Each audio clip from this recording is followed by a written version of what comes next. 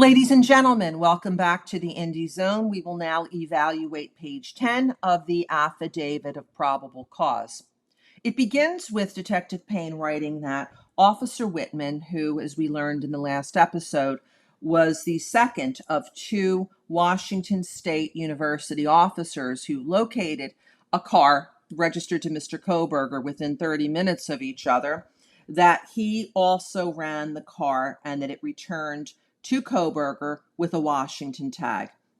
Detective Payne continues to write, I reviewed Kohberg's Kohberg, Washington State driver's license information and photograph, and that this license indicates that Kohberger is a white male with a height of 6 feet and weighs 185 pounds, and that additionally the photograph of Kohberger shows that he has bushy eyebrows, that his physical description is consistent with the description of the male DM saw inside the King Road residence on November 13th. This information is a bit disconcerting to me for two reasons. First, Detective Payne misspells Kohberger's name on this page of the affidavit, but more critically, it appears that he is making the eyewitness description for DM.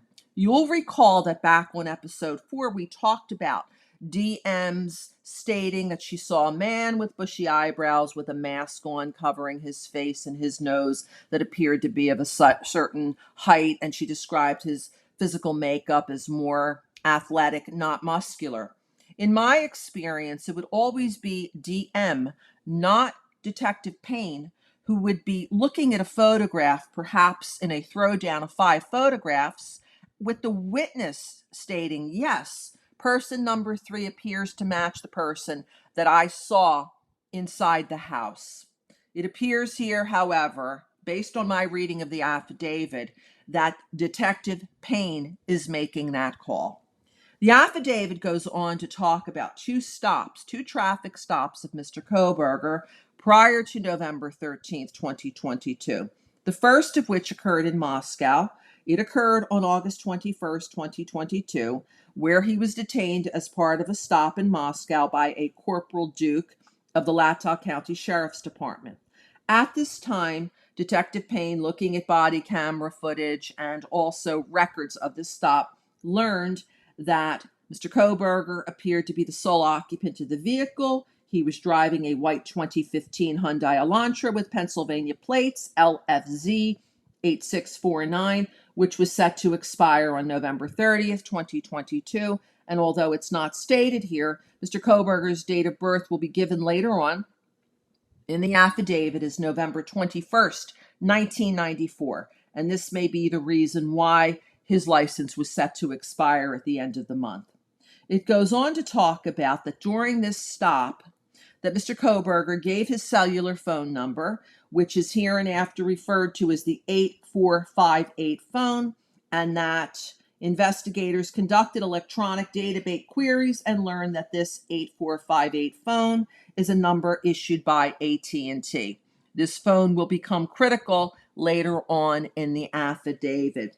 The second stop, which occurred on October 14th, 2022, states that Kohberger was detained by a WSU, that's a Washington State University officer.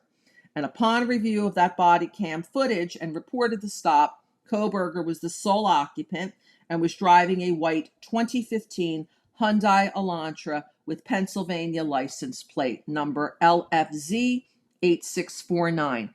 If you conduct a little bit of research, you'll be able to see for yourself this body cam footage of the second stop. I have not been able to locate footage of the first stop in my research.